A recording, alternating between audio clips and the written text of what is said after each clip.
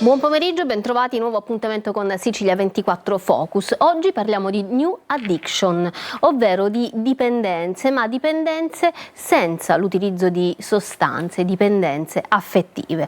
Quando una relazione dà origine a sentimenti come l'insoddisfazione, l'umiliazione, la competizione, ma anche l'ostilità, quando non si condividono i bisogni e la progettualità viene a mancare, siamo in presenza di quella che appunto viene definita una nuova forma di dipendenza, la dipendenza senza droga, un tema di cui si sente parlare sempre più spesso, doloroso per chi lo vive, ma necessario da affrontare. Oggi lo facciamo in compagnia della dottoressa Daniela Bordonaro. Buon pomeriggio dottoressa, psicologa dell'ASP di Catania. Parliamo delle relazioni affettive che diventano prigioni. Il caso di partenza, se vogliamo utilizzarlo come tragico esempio, è quello di Pamela Genini, 29 anni, uccisa dal suo compagno a Milano. Sicuramente avrete sentito parlare di questo caso, per tutti la ragazza, la modella con il cagnolino in mano, anche l'esempio di questo cagnolino che poi ha subito anche lui in qualche modo l'omicidio, i maltrattamenti del compagno di Pamela. Ma perché partiamo proprio da là? Perché poi quello che succede, l'omicidio, il femminicidio è il picco massimo di un momento che parte molto tempo prima, no? Sempre più spesso sono i compagni, chi è accanto alla donna, che poi arrivano ad uccidere, ma nel frattempo, nel percorso che avviene prima di arrivare al tragico epilogo, cosa c'è? C'è l'isolamento, ci sono tanti elementi. Dottoressa. Allora, io volevo fare un passo indietro e cominciare con parlare della dipendenza, perché in realtà la dipendenza fa parte delle relazioni umane. Dice Bowlby che il bambino è preprogrammato alla nascita per poter instaurare una cooperazione sociale basata anche su un rapporto di dipendenza con la madre. Ovviamente questo rapporto sarà tanto più intenso quanto l'adulto glielo permette. Questo vuol dire che tutti i rapporti umani, a cominciare dal neonato con la madre, dove la dipendenza è massima, no? Senza la madre il bambino neonato morirebbe. Parte tutto da là. Man mano, se la relazione col genitore è sana, questa dipendenza comincia in qualche modo a alleggerirsi, perché comunque il lavoro del genitore è quello di sostenere il bambino perché possa sviluppare una sua soggettivazione, una sua indipendenza, una sua autonomia e la strutturazione di una propria identità. Ci sono quindi una quota però di dipendenza permane anche nell'età adulta. Se noi non avessimo un minimo di dipendenza che noi chiamiamo sana, probabilmente non saremmo in grado di creare relazioni affettive significative. Una dipendenza sana vuol dire ovviamente una dipendenza che preserva quella che è l'autonomia, l'indipendenza, il sé individuale della persona, che però permette anche quote di rinuncia a spazi personali per andare incontro all'altro, quote di cooperazione, quote di in qualche modo progetti comuni, di mediazione. Se invece la dipendenza rimane una dipendenza massima perché per esempio o la relazione con la madre è stata troppo coinvolgente, non c'è stata una separazione serena, oppure il sé si è strutturato attorno ad aspetti molto fragili che continuano con una bassa autostima, per cui hanno bisogno di continue conferme e rassicurazioni, le relazioni adulte si possono strutturare con una dipendenza che noi chiamiamo massiva, che ha caratteristiche infantili, per cui l'altro significativo, l'altro con la A maiuscola, noi diciamo in psicologia, cioè l'altro che in qualche modo diventa punto di riferimento, continua ad avere la stessa funzione di unico punto di riferimento che aveva nell'età infantile molto precoce, e tutti i processi identificatori della persona con dipendenza massiva si sintonizzano su questo altro significativo, che in qualche modo diventa il mondo e la realtà della persona. Questo per farci capire che tutto parte, come sempre, dalla base, dagli inizi, certo. Da noi stessi, dal nostro rapporto con i genitori, genitori, e per questo anche spesso invitiamo voi esperti, professionisti, psicologi dell'ASP di Catania, per cercare di approfondire in maniera leggibile, diremmo, in maniera semplice e chiara anche per i nostri telespettatori, il fatto che ci sono dei campanelli d'allarme che poi vanno colti. Il campanello credo che oggi allo stato attuale non sia solo la violenza, se l'uomo o la donna, perché poi ci sono anche le donne, ti trattano male o ti picchiano, ti alzano le mani, hanno dei gesti di violenza, ma un passo indietro alla base proprio del comportamento, quindi di questa dipendenza. Abbiamo detto che tutto parte dall'origine, dal rapporto con i nostri genitori, ma perché sempre più spesso sentiamo parlare di narcisismo e perché sempre più spesso questo narcisismo sembra sia diventato cronico? Non più solo patologico. Il narcisismo è una delle patologie. È solo una parola che va in questo momento di moda o effettivamente nasconde un problema reale? La patologia narcisistica. Allora, ognuno di noi ha una quota di narcisismo sano. Se non l'avessimo non potremmo nutrire la nostra autostima, infatti non potremmo avere anche la coscienza di noi stessi e non potremmo anche mettere in atto tutte tutti i nostri processi psichici, no? Perché anche il nostro sviluppo, ma anche insomma l'idea che abbiamo di noi, la nostra sicurezza, eccetera. Il narcisismo patologico è una vera e propria patologia, anche questa deriva da un rapporto madre-figlio disfunzionale, noi diciamo estremamente simbiotico, nel quale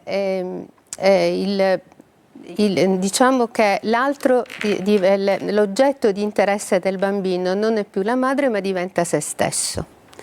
Di conseguenza tutto viene concentrato su di sé, tutto viene concentrato sui propri bisogni, i propri bisogni devono essere sempre soddisfatti, non possono essere tollerate le frustrazioni. La frustrazione. E in genere sono bambini che crescono senza essere arrivati a frustrazioni anche ad età abbastanza avanzate, no? Per cui sia per una falsa idea del genitore che il bambino non deve soffrire, non deve avere dolori, non deve avere dispiaceri, sia perché il narcisista in genere ha una struttura di personalità anche molto forte, con un pensiero onnipotente, magico, e quindi si impone. Un pensiero magico onnipotente, cioè la capacità di essere magicamente onnipotente, di poter onnipotentemente controllare il sé e l'altro. Un affabulatore, già da piccolo. È un affabulatore, ma infatti noi parliamo spesso di illusione narcisistica, perché quando una persona con dipendenza affettiva incontra un narcisista, spesso viene proprio incantata, come io dico sempre, come l'incantatore dei serpenti, da questa capacità veramente seduttiva del narcisista, che propone un mondo immaginario, ovviamente non reale, ma di grande sicurezza, protezione, di cura. Però cosa chiede in cambio? Chiede la totalità, la totalità della persona, la totale dipendenza, l'esclusività della persona, perché infatti il meccanismo del narcisista patologico, no? Quello che Kemberg chiama narcisista maligno, è quello di creare una continua, di tagliare qualunque rete sociale e amicale, sociale, anche personale, rottura con le famiglie, con gli amici, eccetera, per rimanere l'unico oggetto di riferimento. No? Quello che è successo anche a Pamela. Pamela frequentava la madre, ma la madre diceva io non sapeva nulla.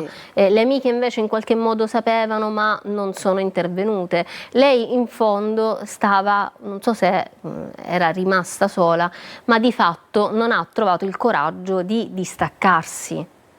È molto difficile. E poi di denunciare, perché molto difficile distaccarsi da un narcisista. Primo perché in genere quello che avviene è che non sempre queste personalità, noi abbiamo due tipi di personalità cosiddette a rischio, no, da un punto di vista di violenza di genere. Ci sono le personalità chiaramente franche psicopatologicamente, no?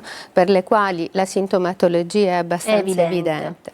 C'è tutta una serie di personalità invece che vengono dette, che come se la definizione di Mitchell è quella i multipli del sé, cioè dove aspetti quasi normali, per cui sono persone che riescono ad avere per esempio un lavoro, una vita normale, una rete, hanno un'aderenza alla realtà, che nascondono invece nuclei psicopatologici che improvvisamente si attivano, cioè improvvisamente avviene una rottura.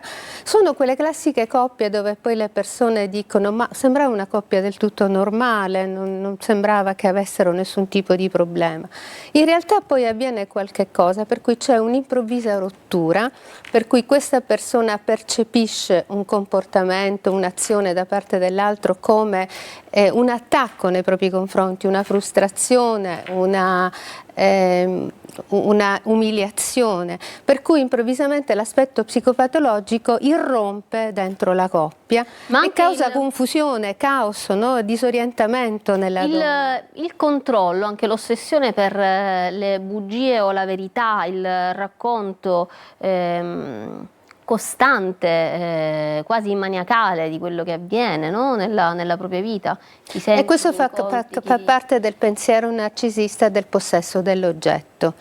Infatti il narcisista, proprio per sua struttura di personalità, proprio perché l'oggetto del desiderio è se stesso, non è capace di relazioni affettive, amorose come noi le intendiamo. L'altro è un prolungamento narcisistico, è un oggetto di proprio possesso che deve rimanere in proprio possesso, che non deve avere vita autonoma, che non deve avere pensieri autonomi.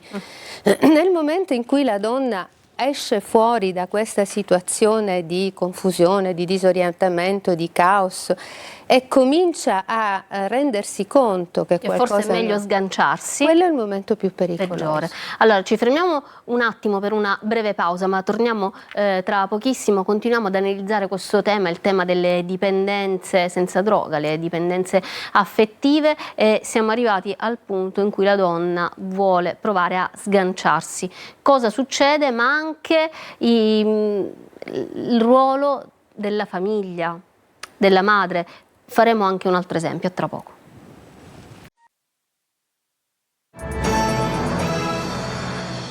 Ritorniamo in studio, stiamo parlando di dipendenza senza droga, ovvero di dipendenze affettive. Cosa ci sta alla base delle violenze, alla base di quello che poi sfocia nel femminicidio? Spesso ci stanno dei rapporti tossici, dei rapporti malsani, dal quale non si riesce ad uscire per un motivo o per un altro, sia dal punto di vista femminile che dal punto di vista maschile, quindi questa dipendenza diventa cronica, sì. Dottoressa Bordonaro. Sì, diventa cronica. Da una parte e anche dall'altra. Sì, anche perché dobbiamo anche inserire il fattore sociale. Cioè in realtà, nonostante noi ci possiamo considerare una società evoluta, è vero che certi modelli vengono ancora trasmessi transgenerazionalmente. Allora, l'uomo è l'uomo forte, virile, potente, capace di ottenere tutto quello che vuole anche con la forza, che gestisce le leggi e le regole, e poi tutto questo viene trasferito sulla funzione paterna.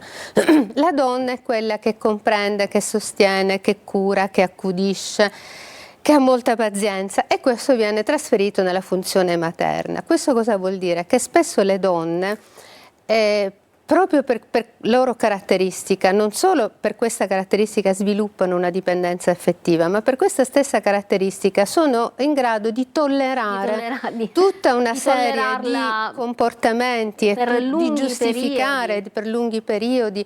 C'è sempre questa sindrome della croce rossina, dell'io ti salverò, io lo cambierò, io lo aiuterò a guarire, ma in fondo lo fa perché è geloso, perché mi vuole bene. Quindi il processo di presa di coscienza è veramente un processo molto lungo nella donna. Come quando eravamo piccole, ora magari non so se oggi direi a mia figlia la stessa cosa, però magari quando c'era un bambino che ti insultava, ti picchiava, faceva qualcosa, la risposta è perché gli piaci. Esatto. In che senso? E poi tu che sei femminuccia non devi rispondere, devi fare pazienza, cerca di capirlo, eccetera, no? Questo si respira comunque nella nostra cultura. Ma come si possono smontare tutte queste etichette, tutte queste cose ormai precostituite che non esistono più? Bisognerebbe fare un passo in avanti Io credo nello che sviluppo in certi aspetti siano anche genetiche, no? La donna è predisposta alla cura e all'accudimento perché partorisce e alleva i figli. Il padre in qualche modo è predisposto alla cura e alla responsabilità della famiglia. Il problema nasce dal fatto dell'interpretazione di questi ruoli, perché nella società di oggi, dove ormai già dal secolo scorso la donna si è emancipata, la donna ha ottenuto parità di diritti da tutti i punti di vista, rivendica un proprio ruolo di autonomia, probabilmente la difficoltà sta in un maschile che in qualche, non sempre ovviamente, ma in qualche caso, soprattutto in alcuni contesti sociali, arranca e fatica a trovare un altro modo di essere compagno, che non sia quello che gli è stato trasferito, no? Transgenerazionalmente. Ritorniamo alla storia, diciamo, dei femminicidi, perché il punto di partenza, il nostro tragico esempio è stato quello di Pamela Genini, recentemente appunto uccisa dal suo compagno a Milano, la modella con il cagnolino sempre in mano. Poi questo cagnolino l'abbiamo visto spesso in televisione, anche in braccio dell'ex fidanzato, che invece a quanto pare era una persona che la sosteneva. C'è stato un altro caso, e qui lo richiamo per capire anche il ruolo poi dei genitori, no? Credo che fosse quello di Sara Campanella, uccisa dal suo ex fidanzato a Messina, nel Messinese. Questo ragazzo poi chiama la madre va in soccorso del figlio, lo porta via da Messina, con l'auto lo va a prendere. Ora noi non sappiamo ovviamente se la madre sapesse, crediamo assolutamente di no, non sapeva cosa era successo, però a quanto pare anche dai messaggi, dalle indagini poi seguenti, da quello che abbiamo letto nelle cronache, le madri parlando di questo rapporto, no? con la ragazza, con la fidanzata, con questa ragazza, diceva: tu insisti, perché era 2 anni che insisteva. Invece di dire ma il no è no, se lei non ne vuole sapere prendi atto di questa cosa, soffri per un periodo, ma vai avanti, non insistere, perché se una persona ti dice non voglio stare con te. Ma perché questo è il meccanismo in qualche modo nel quale poi si struttura una personalità narcisistica, no? E le persone non accettano il no perché nessuno gli insegna che il no fa parte della vita. Come dice lei, la madre avrebbe dovuto dire: vabbè, ci sono tante ragazze nella vita, cerca qualcun'altra, evidentemente questa non va bene per te. Ma questo non è contemplato, perché in realtà qualunque desiderio deve essere soddisfatto, e anche a costo poi di arrivare a comportamenti estremi, no? Quindi le generazioni attuali, le giovani generazioni hanno un ruolo importantissimo, chi cresce dei figli oggi, Sì. ma perché è sempre stato ovviamente così, però adesso credo ci sia una consapevolezza maggiore anche da parte dei genitori, dei giovani genitori, del ruolo sociale del genitore stesso. Come, io credo molto come trainer, chiamiamolo in questo come modo. caregiver, sì, io credo veramente che noi stiamo arrivando ad una società dove il dolore non è accettato, dove non è tollerato, dove tutti abbiamo una grande paura del dolore. Ora, nessuno fa piacere provare dolore, però ci sono dolori che sono sicuramente angoscianti, devastanti, ma ci sono le piccole frustrazioni della vita che in qualche modo ci aiutano a crescere, no? Ricordiamoci i ragazzi che si buttano dal balcone per un voto brutto a scuola. Quindi non è possibile. Ecco, quello che stiamo vedendo, e voi avete un punto di vista anche sicuramente privilegiato in questo, cioè privilegiato non è, cioè, avete un punto di vista che non possiamo avere noi, no? Noi lo raccontiamo nelle cronache, è l'ultimo stadio di quello che avviene.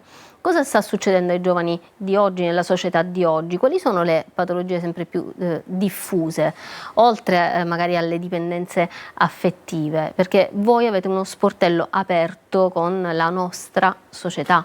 Sono tutte le patologie che hanno a che fare con lo sviluppo primitivo della mente, cioè con dei comportamenti e delle situazioni e relazioni disfunzionali nelle prime fasi della vita, cioè il narcisismo, le patologie borderline, le antisocialità, le dipendenze di tutti i tipi, non dimentichiamo per esempio tutti i disturbi alimentari, il cutting, cioè sono tutti... Cos'è il cutting? Il tagliarsi. Oh.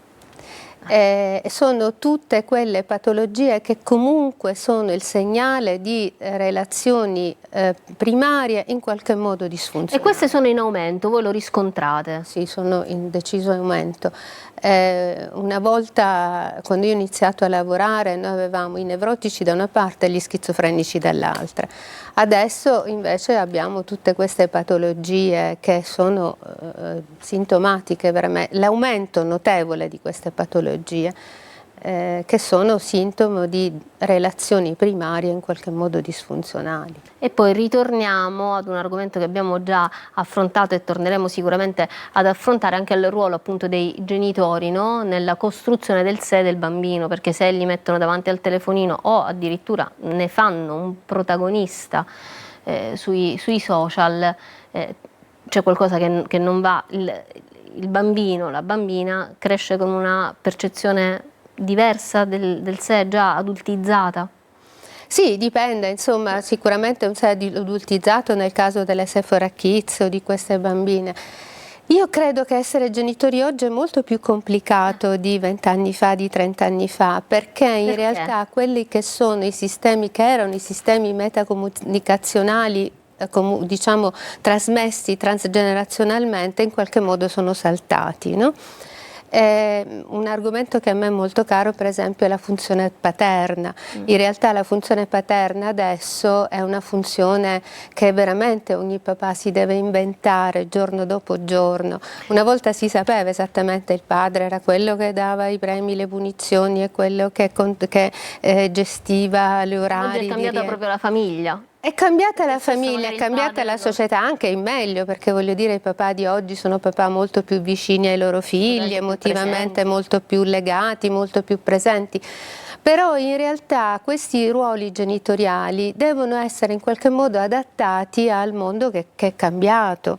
Quindi non si può essere genitori come 20-30 anni fa, bisogna trovare un modo. Ci vorrebbe il patentino per i genitori, un corso di addestramento. Ma io credo che una volta i genitori avevano anche il sostegno delle famiglie allargate, c'erano le nonne, c'erano le zie, c'erano le cognate più anziane che in qualche modo trasmettevano. Questo c'è ancora nei quartieri. Nei quartieri, sì.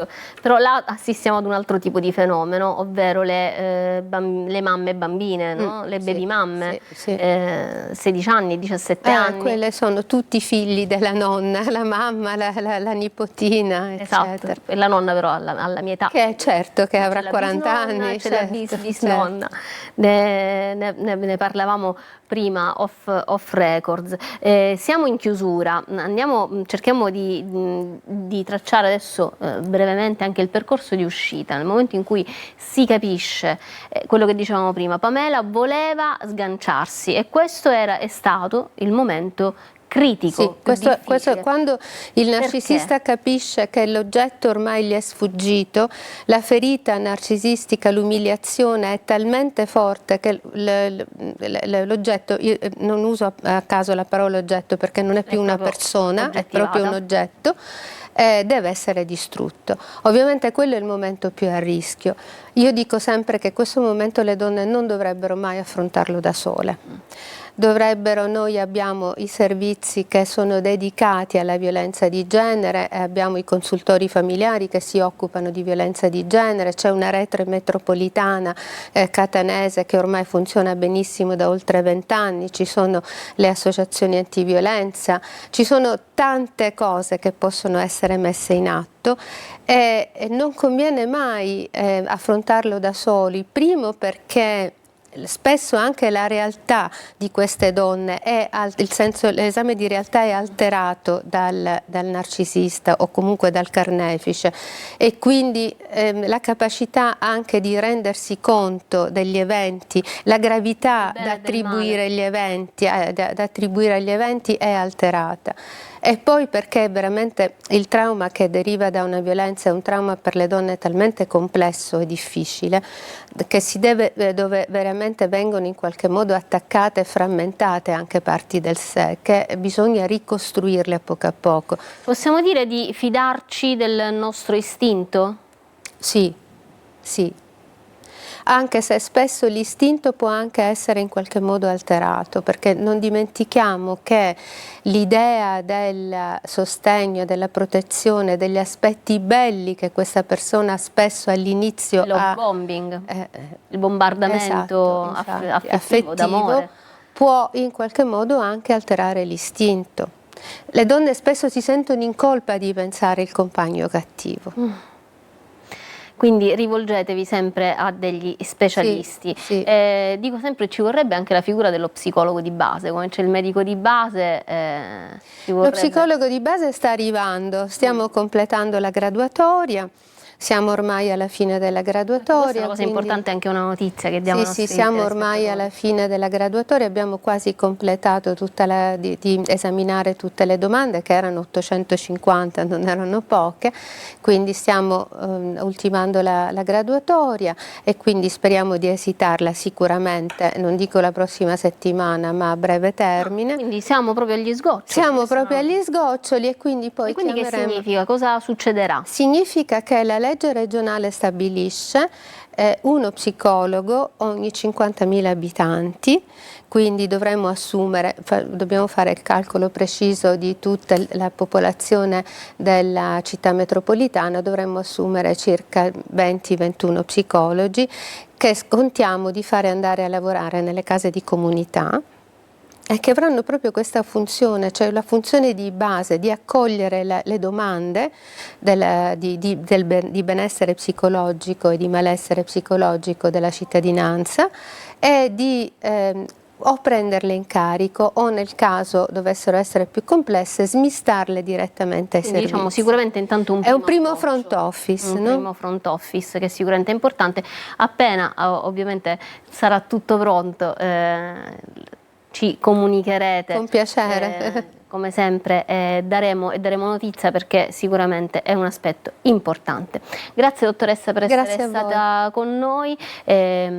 Per qualsiasi cosa, anche per una richiesta di aiuto, oltre a scrivere le vostre domande al nostro numero, al 342 7455 005, potete anche scriverci un appello, una richiesta, una domanda, qualora doveste affrontare una situazione del genere, una situazione magari che abbiamo descritto durante questa nostra chiacchierata.